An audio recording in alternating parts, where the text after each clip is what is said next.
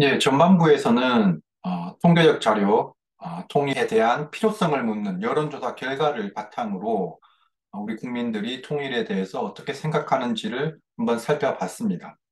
결론적으로 말씀을 드리면 통일에 대해서 우리 국민들은 겉마음과 속마음이 있고 이 겉마음과 속마음이 여론조사에 반영되는 정도가 조금 다른 것 같다라는 말씀을 드렸습니다.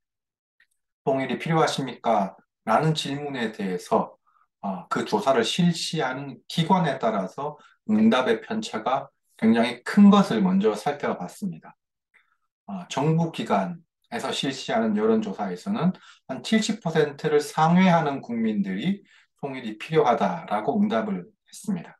반면에 민간 기관에서 실시하는 여론조사에서는 약 한 40% 정도가 통일이 필요하다라고 이야기를 하고 있는 것을 살펴봤습니다. 그 편차에 대해서 저는 사회적 바람직성, 즉 통일이 좋은 것이다 라고 이야기해야 하는 일종의 사회적 규범, 사회적 압력이 작용을 한 것이다 라고 말씀을 드렸습니다.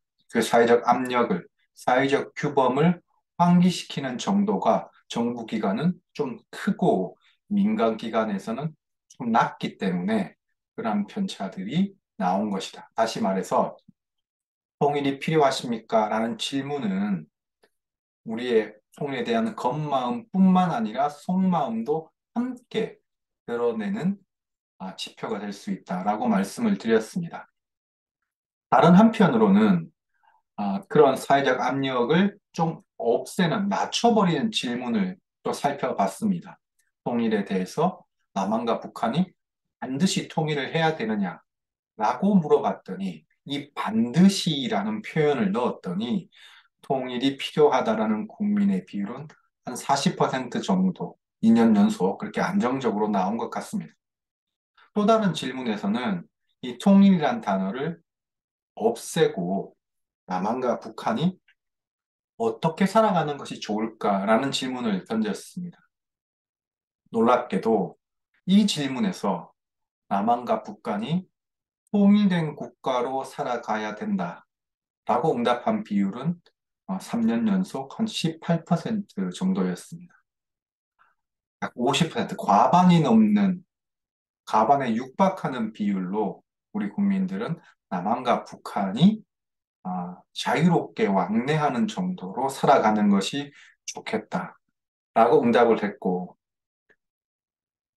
남한과 북한이 자유롭게 왕래하는 정도로 살아가는 것이 좋겠다라는 응답에는 세대 연령차가 없었던 점도 확인을 했습니다. 결국 우리 통일에 대한 우리 국민의 건망, 통일이 필요하다라고 이야기를 하고 있지만 속마음은 통일보다는 남한과 북한이 자유롭게 왕래하는 정도로 살아가는 것이 좋지 않을까라는 것이 우리 국민의 속마음이 아닐까라는 점을 말씀을 드렸습니다. 그리고 이 겉마음과 속마음의 차이에 있어서 기성세대들은 겉마음이 겉마음과 속마음이 좀 다른 것 같다. 겉으로는 통일이 필요하다고 이야기하지만 속으로는 통일이 필요하지 않다라는 생각이 좀 강한 반면에 2030 세대에 있어서는 겉마음과 속마음이 크게 차이가 없다. 속마음을 그대로 드러내고 있다라는 말씀을 드렸습니다. 그렇다면 통일이 필요하다라고 이야기하는 겉마음을 그리고 그런 겉마음을 표현하는 것이 반드시 나쁜 것인가라는 질문이 가능하리라고 생각이 듭니다. 굳이 통일이 필요하지 않다라는 그런 부정적인 이야기들을 확대 재생산하고 그것이 우리 국민의 진짜 마음이다라는 이야기를 사회적으로 하는 것이 과연 우리 사회에 특히 통일에 대한 논의에 있어서 좋은 게 뭐냐? 자아 비판. 이러한 모습들이 오히려 통일에 대한 논의를 위축시키고 어떤 면에서는 어, 자기 비하로 갈 수 있는 거 아니냐라는 비판이 가능할 것 같습니다. 저는 그 비판도 일정 부분 타당한 면이 있다라고 생각을 합니다. 희망보다는 불안을 이야기하는 것이 뭐 그렇게 좋은 건 아니죠. 어느 쪽을 이야기하든 간에 긍정적인 부분과 부정적인 면이 있을 수 있습니다. 하지만 제가 조금 우려스러운 부분은 통일에 대한 겉마음만 이야기하는 것이 가지고 올 부정적인 부분을 한번 살펴봐야 된다는 것입니다. 먼저 첫 번째 살펴볼 부분은 키프로스 사례입니다. 키프로스는 사실 어디에 있는지 여러분 잘 모르실 텐데요. 여기 위에 있는 유럽 지도에서 쉽게 보이지 않을 겁니다. 터키는 이제 키프로스는 터키, 지금은 이제 튀르키예라고 불러야 되죠. 튀르키예 밑에 있는 아, 섬나라입니다. 분단이 되어 있고요. 아, 남쪽은 키프로스 공화국이 있습니다. 이 키프로스 공화국은 그리스계 주민들이 대부분을 차지하고 있고요. 1인당 GDP가 4만 불이 넘습니다. 우리나라보다 더 잘 사는 나라죠. 그리고 튀르키예만 제외한 모든 국가들이 공식적으로 키프로스 공화국을 인정하고 있고 아, 유럽연합에 가입이 되어 있습니다. 반면 키프로스 섬의 북부 지역은 이제 북키프로스 터키 공화국인데요. 주로 이제 국가명에서도 알 수 있듯이 튀르키예 주민들이 대부분 살고 있습니다. 이 두 국가는, 이 두 나라는 1960년대 이 키프로스 지역이 영국으로부터 독립을 하면서 그리스계 대통령이 취임을 했습니다. 그때는 이제 분단된 국가는 아니었죠. 이제 그리고 나서 터키계 주민과 이제 북부 지역인 튀르키예 주민들과 남쪽에 있는 그리스계 주민들 간에 내전이 발생을 했습니다. 그리고 그 내전이 이제 그 섬 안에 있는 주민들만의 갈등이 아니라 외부, 즉 튀르키예 그리고 그리스가 개입을 하게 되고 이런 또 개입에 따라서 유엔 평화 유지군이 이제 주둔을 하게 됩니다. 그래서 계속 갈등이 심화되면서 83년에 북키프로스 지역이 이제 독립선언을 하면서 분단이 공식화되어 버렸습니다. 이후에 유엔 2002년도에 당시 이제 안한 유엔 사무총장이 통일안을 만들어서 갈등을 해결하는 통일안을 만들어서 국민 투표에 치게 됩니다. 그때 북키프로스 지역은 통일에 찬성을 합니다. 근데 남키프로스 지역에서 통일을 반대합니다. 24.2%만 통일을 찬성하게 되면서 아, 이 키프로스의 통일은 무산됩니다. 우리는 독일 사례를 잘 기억하고 있습니다.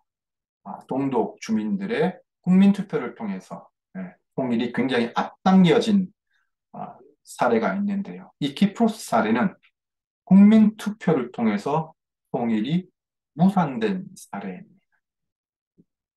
왜 그럴까요? 왜 남키프로스는 통일에 반대했을까요? 경제력과 인구를 살펴보시면 여러 가지 이유가 있지만 한 가지 힌트는 알 수 있습니다. 여러 가지 이유 중에 하나는 남쪽 지역의 국민들은 통일이 되면서 아무래도 자신들의 경제적, 정치적, 사회적으로 손해를 볼 것이다라는 인식들이 강하게 반영이 된 것입니다. 저는 이런 질문을 한번 던지고 싶습니다. 내일 남북 통일에 대한 국민 투표가 있다면 여러분들은 찬성하시겠습니까? 반대하시겠습니까? 아니면 우리 국민들은 통일에 대해 국민 투표가 있다면 찬성할 것 같습니까? 반대할 것 같습니까?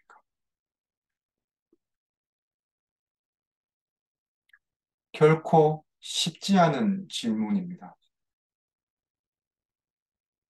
동독과 같이 우리가 국민 투표를 통해서 통일을 이루어낼 것이냐, 아니면 키프로스처럼 국민 투표를 통해서 통일이 무산될 것이냐.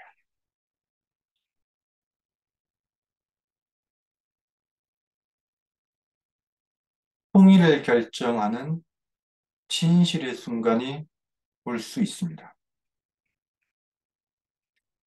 우리나라의 통일 방안인 민족 공동체 통일 방안은 어느 순간 국민 투표를 통해서 헌법을 결정하고 통일을 결정하는 과정을 담고 있습니다. 그 순간 통일에 대해서 우리 국민들은 어떤 마음을 가지고 투표를 할까요? 통일에 대한 겁마음을 가지고 투표를 할까요? 통일에 대한 속마음을 가지고 투표를 할까요? 우리가 통일에 대해서 결정적인 순간에 우리의 마음을 움직이는 것은 통일에 대한 겉마음이 아니라 통일에 대한 속마음이 될 것이고, 그렇기 때문에 우리는 통일에 대한 겉마음보다는 통일에 대한 속마음을 알아야 하고, 그 속마음들을 풀어가는 노력을 해야 통일을 만들 수 있고 통일을 완성할 수 있을 것이다 라는 이야기를 한번 할 수 있을 것 같습니다. 또 하나의 사례는, 사례라기보다는요, 한번 이 이야기를 한번 읽어보시죠.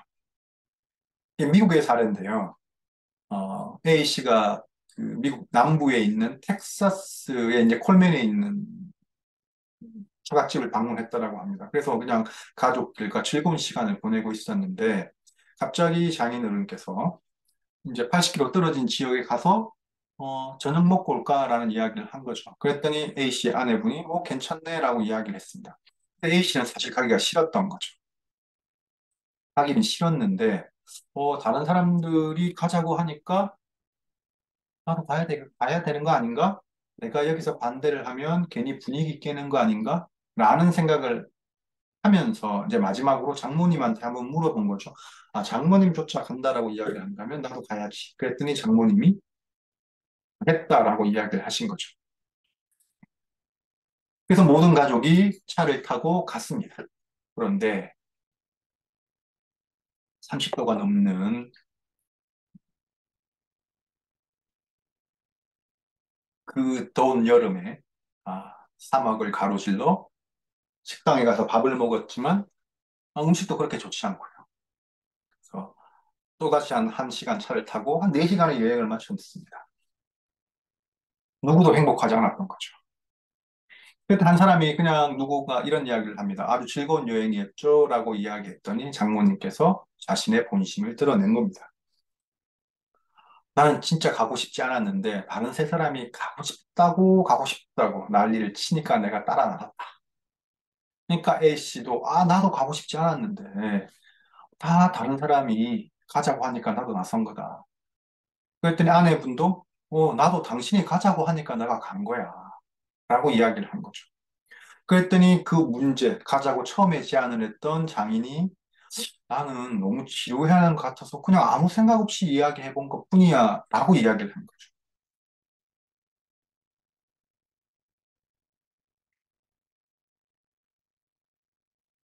보니까 아무도 에빌린에 가는 것을 원하지 않았는데 모두 에빌린에 가는데 찬성했다라는 겁니다.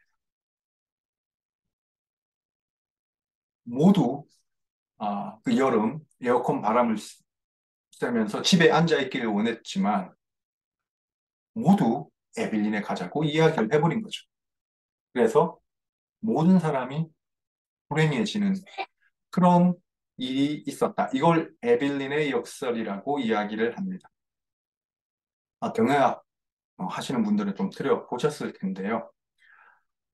모든 구성원이 원하지 않음에도 모든 구성원이 그 원하지 않는 결정에 동의하는 역설. 뭐가 역설이죠? 속마음은 가고 싶지 않지만 겉마음은 가자고 하는 거죠. 속마음과 겉마음이 서로 모순되는 결정을 함으로써 모든 사람이 불행해지는 그런 일이 발생한 케이스를 에빌린의 역설이라고 이야기를 합니다. 우리가 겉마음을 가지고 통일을 바라본다면 속마음과 겉마음이 같다면 문제가 되지 않겠지만 에빌린의 역설처럼 속마음은 통일을 원하지 않지만 겉마음이 통일을 원하기 때문에 통일을 해서 모두가 불행해지는 상황이 될 수도 있습니다.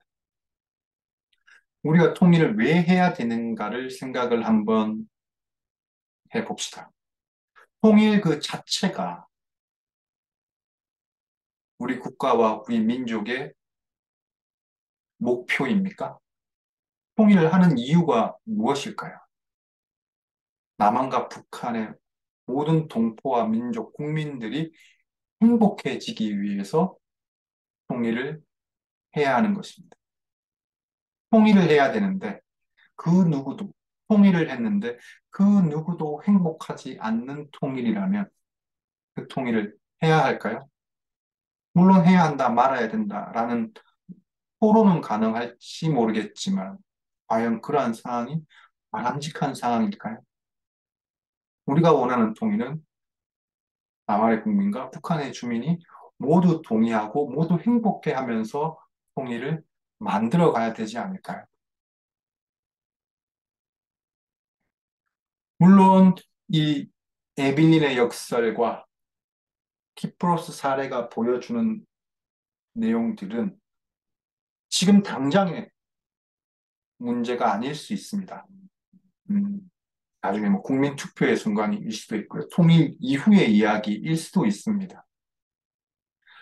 통일에 대한 겉마음과 속마음이 다른 게 미래에 일어나는 일일 뿐만 아니라 지금 현재에도 영향을 미치고 있습니다. 바로 우리 사회에 통일에 대한 이야기들, 소위 말하는 통일 담론의 흐름을, 과정을, 내용들을 저는 왜곡시키는 것, 왜곡시키고 있다고 저는 생각을 하고 있습니다. 조금 더 구체적으로 말씀을 드려보겠습니다. 여러분들이 통일에 대한 이야기들, 혹은 뭐 이 과정도 그렇고요.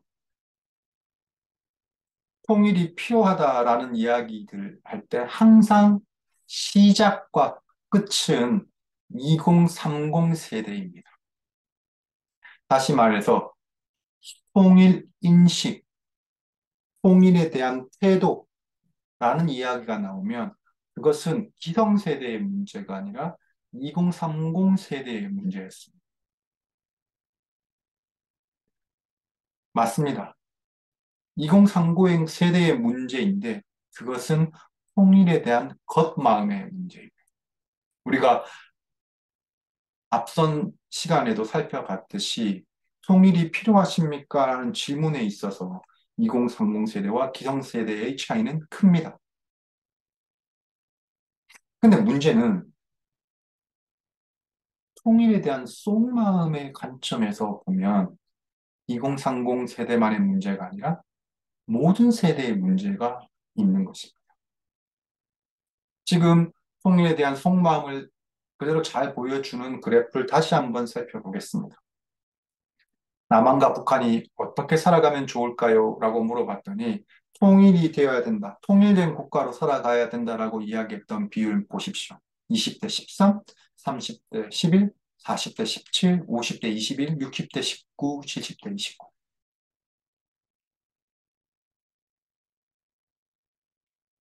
차이가 있을까요? 지금 모든 세대가 통일된 국가로 사는 것이 바람직하다라는 비율보다 자유로운 왕래가 가능한 이 국가로 살아가는 것이 좋다라고 이야기하는 비율이 압도적으로 높습니다. 이게 뭐가 문제냐 하면, 그러면 좋습니다. 2030 세대만의 문제라고 생각해 봅시다. 그럼 기성세대가 2030 세대에게 어떤 이야기를 할 수 있을까요? 너네들은 왜 통일을 바라지 않지? 너희는 좀 통일에 대해서 좀 심각하게 고민을 해봐 라고 이야기를 하는데 그 이야기하는 사람들조차도 통일보다는 이국가로 살아가는 것이 좋겠다 라고 지금 이야기를 하고 있습니다. 할 수 있는 이야기가 아마 없을 겁니다. 고작 할 수 있는 이야기는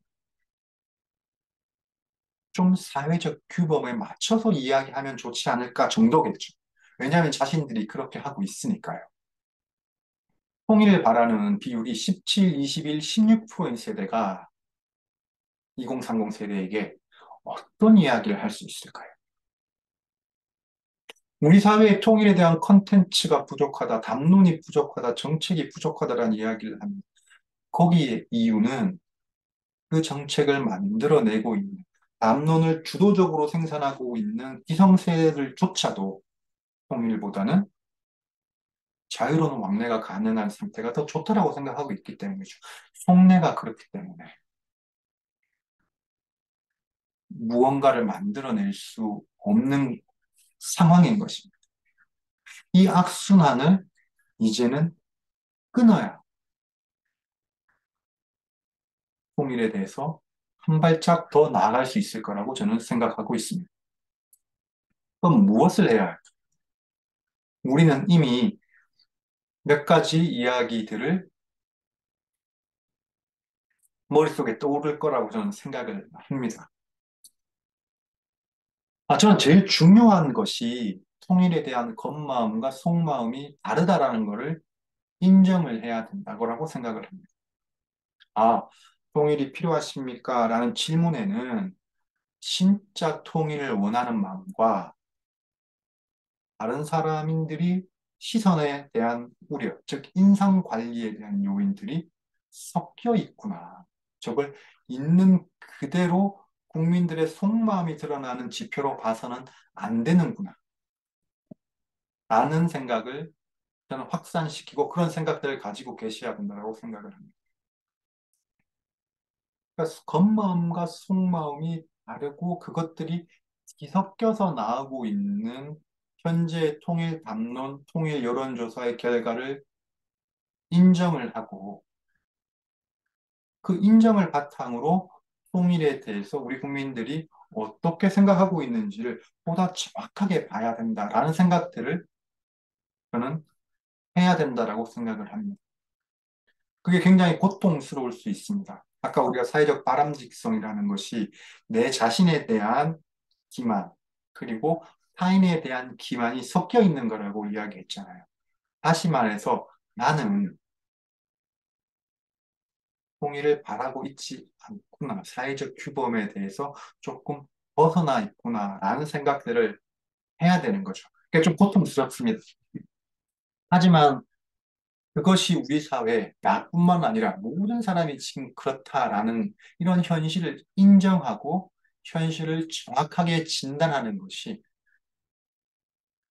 진정으로 통일을 위해서 우리 국민들의 마음들을 설득해 가는 과정의 저는 시작이라고 생각을 합니다. 당연히 속마음과 겉마음을 다르다라는 것을 인정을 하면 속마음을 파악하기 위한 노력들을 하게 될 것입니다. 우리는 이미 두 가지 질문을 통해서 겉마음보다는 속마음이 조금 더 드러나게끔 하는 방법들을 봤습니다. 통일을 반드시 해야 될까요? 아니면 남한과 북한이 어떻게 살아가는 것이 좋을까요? 이 두 가지 질문 외에도 정말 다양한 질문이 가능할 것이라고 생각을 합니다.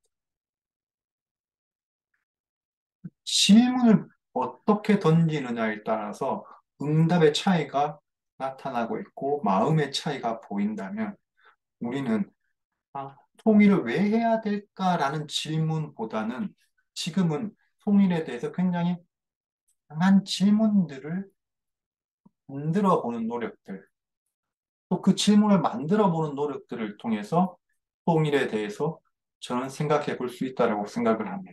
먼 미래의 일 필요가 없습니다. 먼 미래의 통일을 우리가 해야 될 것이냐 말아야 될 것이냐의 질문이 필요하냐 필요하지 않느냐의 질문 도전 필요하지 않을까라는 생각이 듭니다. 예를 들어서 통일이 필요하십니까? 라는 질문을 정말 필요할까요? 저게 겉마음과 속마음이 섞여져 있어서 우리 국민들을 더 헷갈리게 한다면 어느 순간 우리는 이 질문을 하지 않아야 될 때가 오지 않을까. 지금이 그때인지는 모르겠습니다. 기관들마다 다 답이 다르다면, 청진기마다 그 진단의 결과가 다르다면, 우리가 그 진단기를 가지고 있을 필요가 있을까? 라는 질문에 대해서 고민을 한다면, 우리는 또 통일에 대한 새로운 시각을 가질 수도 있을 것입니다. 그것이 먼 미래의 질문이 아니라 현재의 질문이라면, 우리는 비핵화와 통일 과정을 어떻게 조합하고 결합하고 이 두 개를 어떻게 볼 것인가에 대한 질문도 가능할 거라고 생각을 합니다.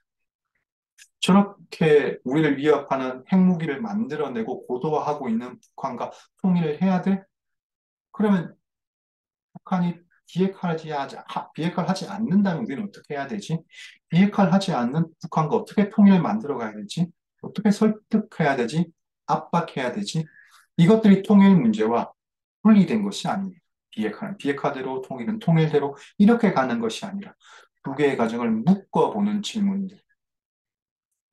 그리고 민족의 개념이 우리가 남한과 북한의 이질성이 점점 심해지는 상황에서 민족을 유지할 수도 있지만 이제 우리가 다민족 사회로 넘어가는 사회에서 이 민족을 계속 가지고 가는 것이 좋은 것인가? 이런 여러 가지 질문들이 저는 가능할 것이라고 생각을 합니다.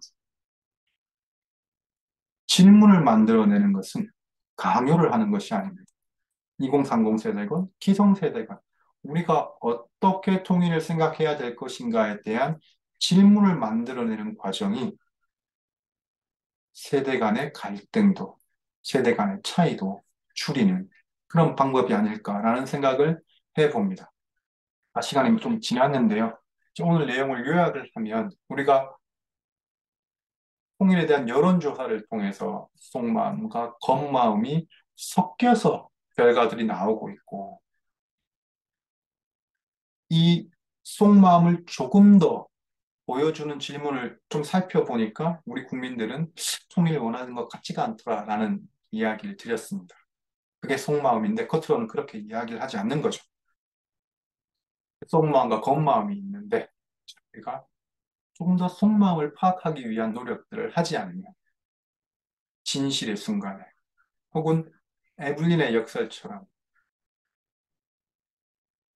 원치 않은 결과를 우리가 얻을 수도 있다는 말씀을 드렸습니다. 그래서 무엇을 할 것인가?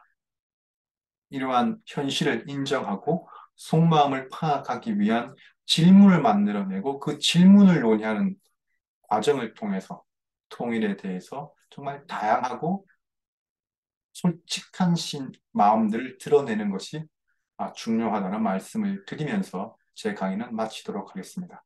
수고 많으셨습니다.